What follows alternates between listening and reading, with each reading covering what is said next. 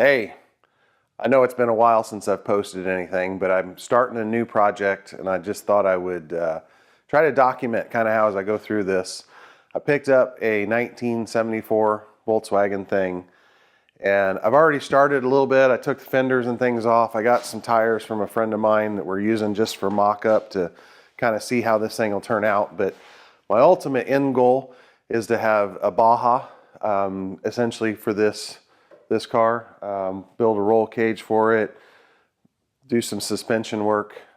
Today the plan, I want to try and put 3x3 trailing arms on this so that I can figure out how much wheel travel that will get me, and based on that I can get some shocks coming, because I need to have my shocks so that I know how to start to bend the cage and get some angles there. So thought I would take you guys along for the ride, maybe see how this project turns out. So hope you enjoy.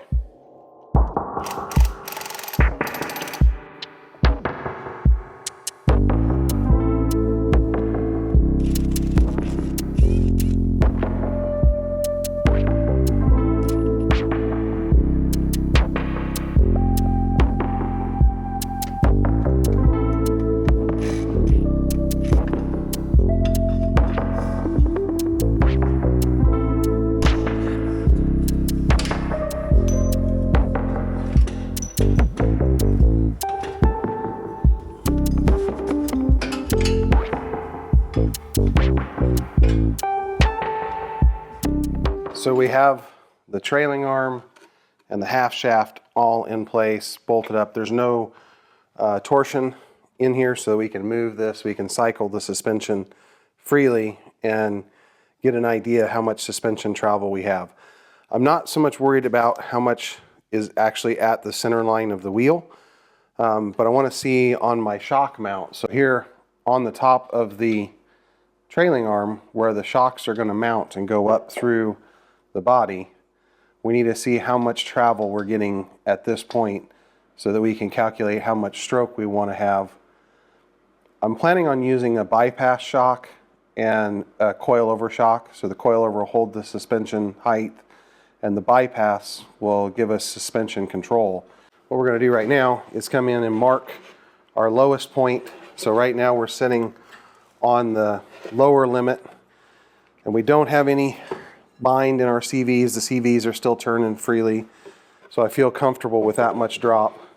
So we'll make a mark at that location, and then we're going to cycle it all the way up until I feel comfortable.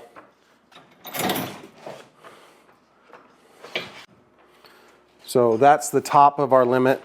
We're hitting on the bump stop here.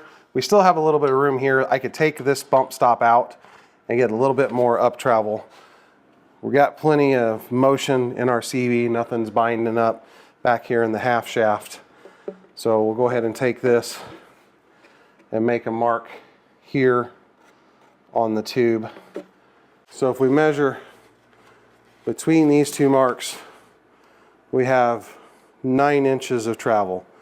We could probably squeeze out 10 inches if we cut that bump stop out of the way, but we're going to start to run into clearance issue between the tire and the body.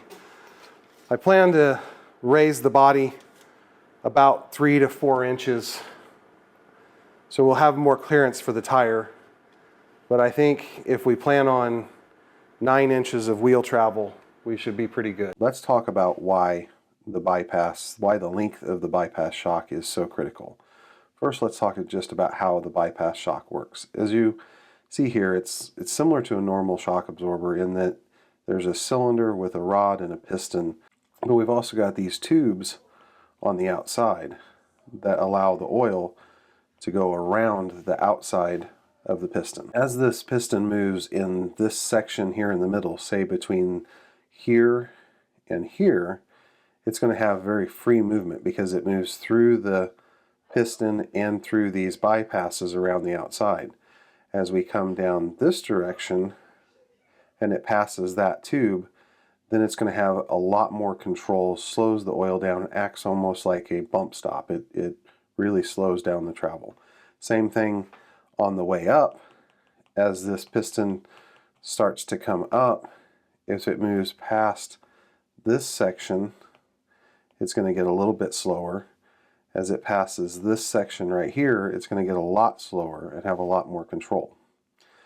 So that being said, if we have a 14-inch bypass, like in this example here, but we only have, say, 9 inches of travel, then it's going to be all in this middle section. Or if we, say, set this up so it was in the top, we would never get the function of the bottom section. So we really want to use, like if we've got the 9-inch travel that we measure today, probably a 10 to a 12-inch would be in the ideal realm. We don't want to physically stop the travel with the bypass, but we want to use as much of the bypass as possible. So hopefully that helps today. That's all I've got for today. Thanks guys for stopping in and taking a look, and more to come.